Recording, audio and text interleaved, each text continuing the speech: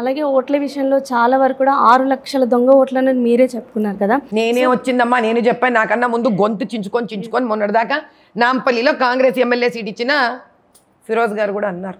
అంటే పాపం అని అలసిపోయాడు, సైలెంట్ అయిపోయాడు. సో మీరు మరి దీన్ని నివారించడానికి ఎటువంటి చర్యలు తీసుకుంటున్నారు? ఎంత దూరం వెళ్తానమ్మా?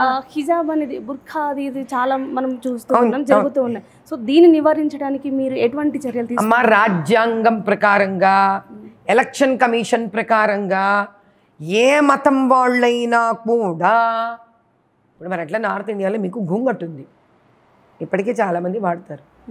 మీరు ఓటుకి వెళ్తే మీరు గూంగట్ తీసి చూపించాల్సిందే మీరెవరో. దానికి ఏం చేయాలి? వీళ్ళు మగవాళ్ళని వేస్తారా మీరు పోలీస్ వాళ్ళని?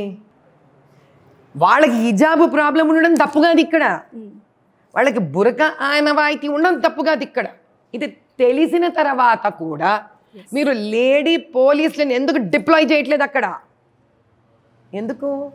మీరు అందరూ కుంభక్క అయిపోయారు కాబట్టి పెట్టకండి. మీరు మేము లేడీ సిఆర్పిఎఫ్లను దింపుకుంటాం. ముళ్ళుతోనే తీయాలి.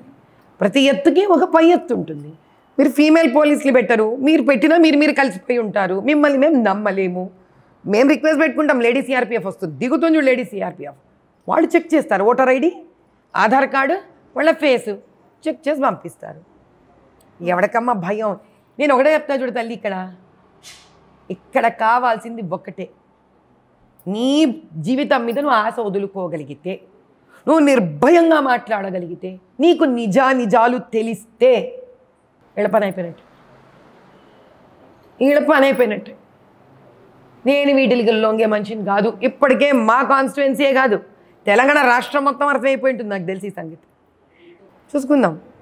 ఒక పక్క మాధవీలత గారు గెలుపుని ఎంతమంది కోరుకుంటున్నారో, ఒక పక్క ఈవిడ గెలుపు అసాధ్యమని కూడా చాలామంది చెప్తున్నారు. ఎందుకంటే మీరు హిందూ ధర్మం గురించి, సనాతన ధర్మం గురించి చెప్పినప్పుడు మిమ్మల్ని ఎంత గొప్పగా పొగడడం అందరం చూసాం. ఎప్పుడైతే పొలిటికల్ ఎంట్రీ ఇస్తుందని చెప్పారో ఖచ్చితంగా మిమ్మల్ని ఆరోపణలు చాలా వచ్చాయి. మీకు తమాషా చెప్తాను ఇక్కడ. మీరు ఏ ఆరోపణలు చూస్తారు? నాదొక వీడియో వచ్చినప్పుడు కింద ఆరోపణలు చూస్తారు, అంతేనా మీరు చెప్పేది? అట్ ది బెస్ట్ లెక్క ఎలా కడతారు మీరు? నాకు నెగిటివ్ కమెంట్స్ వస్తున్నాయని లెక్క ఎలా కడతారమ్మా? మీరు వీడియో వేస్తారు, కమెంట్ సెక్షన్కి పోతారు, అందులో కమెంట్స్ని లెక్క కడతారు, అంతేనా? బెస్ట్ అంటే ఎన్ని కమెంట్స్ చూసుంటారు చెప్పండి?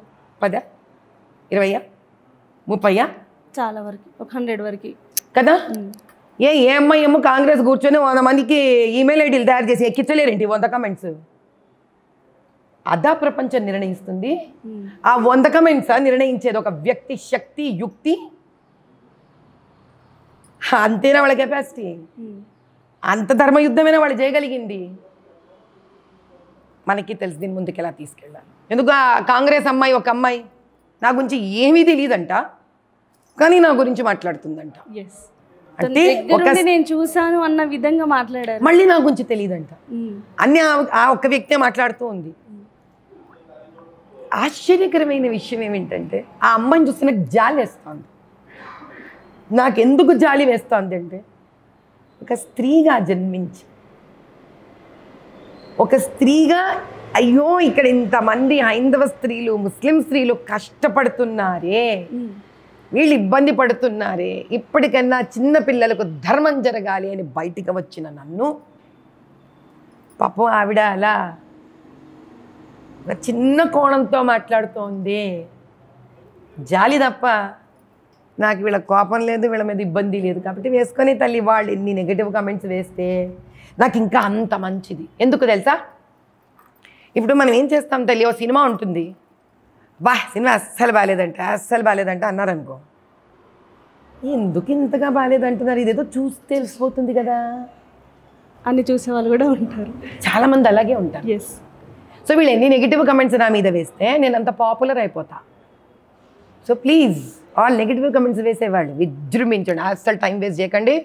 కావాలంటే హాయిగా పక్కన ఎనర్జీ డ్రింకులు కూడా పెట్టుకోండి, బలహీనం అవుతారేమో, మంచి ఎనర్జీ డ్రింక్ వేసుకుని తాగుతూ హ్యాపీగా కానివ్వండి మీ నెగిటివ్ కమెంట్స్. నేను 40 ఏళ్లగా ఆ కాన్స్టిట్యుయెన్సీని ఎందుకు పనికిరాని ఒక చెత్తకుండిగా మార్చేసిన వ్యక్తితో ఢీ కొనడానికి వెళుతుంది నాకు ఈ నెగిటివ్ కమెంట్స్.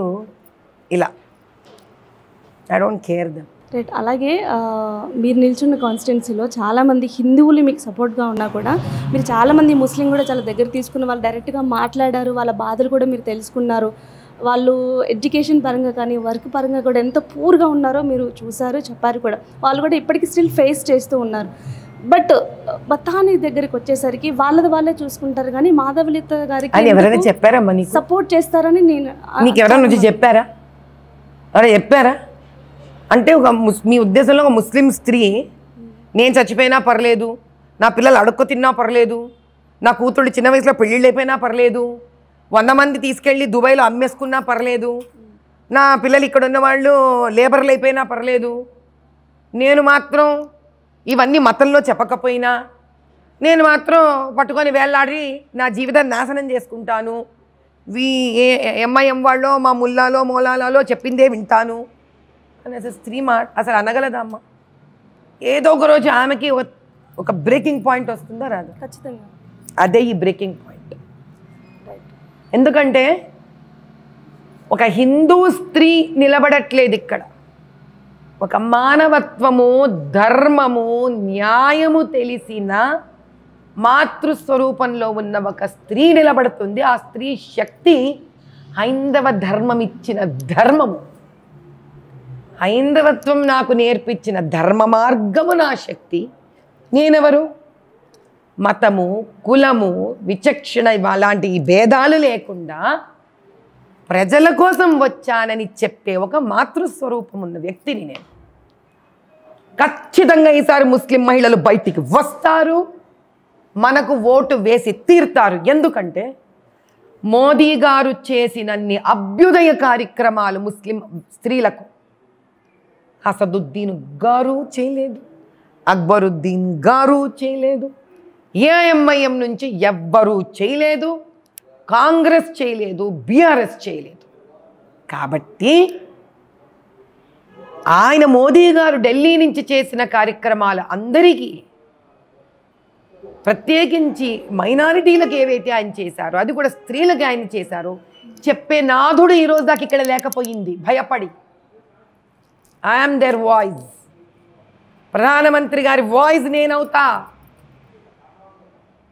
ఆయన ఎన్ని చేశారో నా లోక్సభ కాన్స్టిట్యుయెన్సీలో నేను చెప్తా.